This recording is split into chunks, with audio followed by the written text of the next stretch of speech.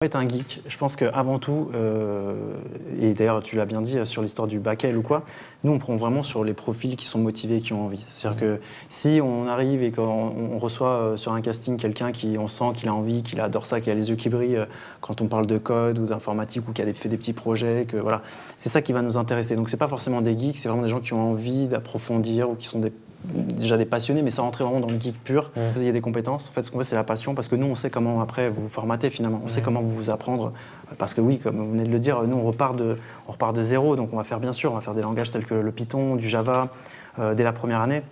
On va faire de l'algo, beaucoup d'algo un peu bas niveau, et puis de l'algo avancé. Programmation orientée objet, c'est vraiment des choses qu'on va leur inculquer très vite pour qu'ils aient les bases solides. Et après, on va leur donner un vernis général. Donc vraiment, ils vont toucher à de l'Android, ils vont toucher à de l'iOS, ils vont faire des frameworks, que ce soit front, back, voilà. On va leur faire toucher à ça. Toujours dans les tendances, ça c'est important de le préciser aussi, c'est qu'en termes de contenu pédagogique, on voit tous les ans le contenu en termes de langage, en termes je dirais, oui, de framework qu'on va utiliser. Donc nous, on se calque sur les tendances du marché, parce qu'on est une école très pragmatique, donc on reprend, on a des techniques pour ça, on va reprendre le marché, on va regarder ce qu'il y a comme offre, on va regarder ce que le marché réclame en fait.